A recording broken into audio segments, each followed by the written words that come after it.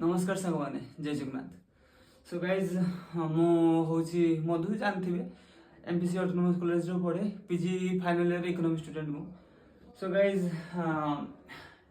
आज माने बहुत मु टेंशन थी माने बहुत पढ़ापढ़ी टिके फोकस करूँ कहीं हूँ 28 तारीख माने काली हूँ आमर सेमिस्टर एग्जाम है फाइनल एग्जाम। तो हठात ग्रुप मेसेज आसची तुम एग्जाम पोस्टपोन हो जोटा 28 तारीख रहा से एग्जाम पोस्टपोन केबे हबो सेटा भी जଣା नहीं। काली जो एग्जाम टा पोस्टपोन हैला भाई तुम माने भाबो टेंशन नहीं कि पाठ पढुछ काली एग्जाम सकाळ पाइले एग्जाम दबो ठीक तुमर एग्जाम टा पोस्टपोन हो जिवो भाई किछि भी रीजन थाउ कौन सी सर्कमस्टेंसेस थाउ कि जहाँ भी थाउ माने कहूची एटा खाली हम ओडिसा बंद पाई जे हम एग्जाम टा पोस्टपोन हैला हम कॉलेज रो सेटा ही नुह मु कहूची माने हम कॉलेज रो हम इंस्टीट्यूशन रो एते कौन प्रॉब्लम गुड़ाक रोचे सेटा कि मुझे एक्सप्लेन करुँच माने आजकर भिडियो कर मतलब हूँ यहाँ आम कॉलेज कौन प्रॉब्लम रोचे जदि आम कॉलेज ठीक से पढ़ाई पारुनी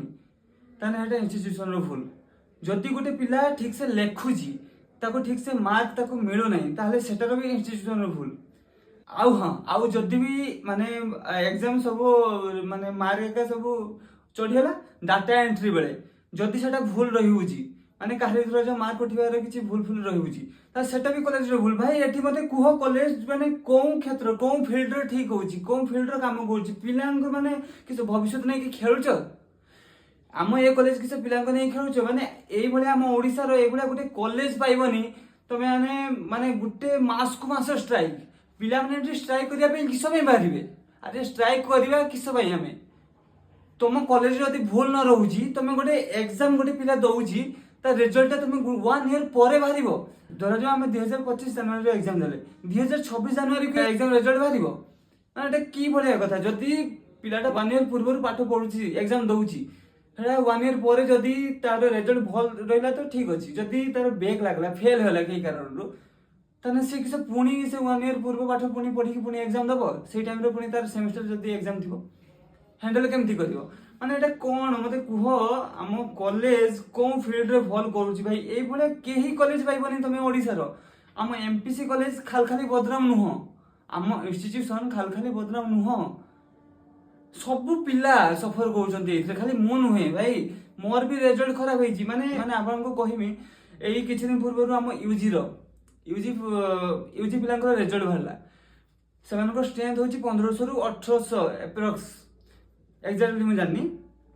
सेमानकर रिजल्ट रे माने 700 रु 750 पिलांकर बैक लागची एटा कोन चलीची कोन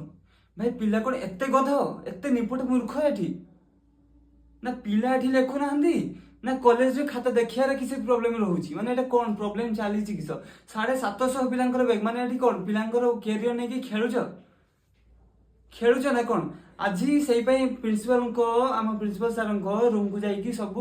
पिला सेमानकर मत जणैथिले स्ट्राइक कले बेला सब करथिले हैला तापर विदिन किछि आवर्स भितरे सेमाने कोन कहले एक्शन नेबे बोली कहले गोटे एग्जाम पई एते मनसे गोटे स्ट्रेस है कि पाठ पढुथिबो किंतु ठीक टाइम रे माने एग्जाम पोस्टपोन हो जिवो एटा कोन चली जिवो ना हम कॉलेज को जे हमको मैनेज करूचंती कॉलेज को प्लीज तांको पाखरे मो हाथ जोड़ी के रिक्वेस्ट करूची प्लीज ए भले हमर कॉलेज रो अथॉरिटी माने हम कॉलेज रो मैनेजमेंट टीम को ठीक करंतु प्लीज कहीं सब पिला एथरे सफर होचंती एका मनु हो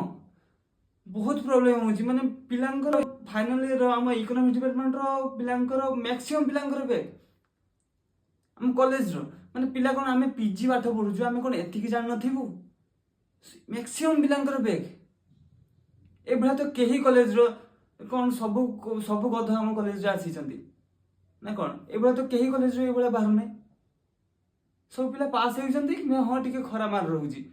आम कॉलेज रो मैक्सिमम टाइम पिला पास कोन करी भलो मार्क किसे रखिबे होउची सदा बेले बैक पिलांकर 2टा 5टा बैक एटा कोन माने भितरे कोन चालीची कोन हेटा मो बुझी पारुनी तो ए वीडियोटा सब आम एमपीसी कॉलेज रो सब पिलांक संगे शेयर करो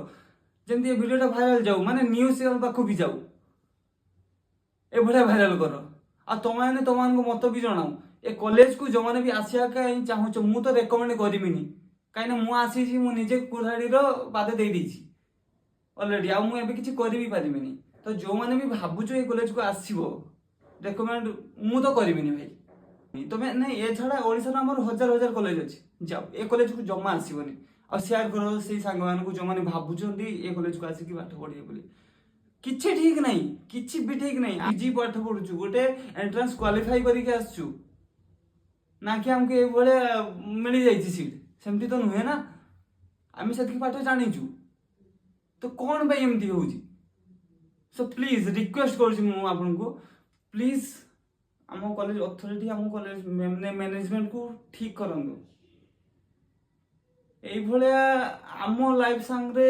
ଖିଲବାଡ଼ କରନ୍ତୁନି, ଆମର ବି ଗୋଟେ ଲାଇଫ ଅଛି। ଯଦି କିଛି ମୁଁ କହିଦେଇଥିମି ସୋ ସରି ସମସ୍ତଙ୍କୁ। ଆଉ ପ୍ଲିଜ ଏ ଭିଡ଼ିଓ ସେୟାର କର ସମସ୍ତଙ୍କ ସାଙ୍ଗରେ। ଆଉ କଲେଜର ଅଥରିଟିକୁ ମୁଁ କହୁଛି, ପ୍ଲିଜ ସାର୍ ଏଭଳିଆ ଆମ ପିଲାଙ୍କ ଫ୍ୟୁଚର ସହ ଖେଳନ୍ତୁନି ପ୍ଲିଜ ପ୍ଲିଜ। ଠିକ ଅଛି, ରହୁଛି, ଧନ୍ୟବାଦ।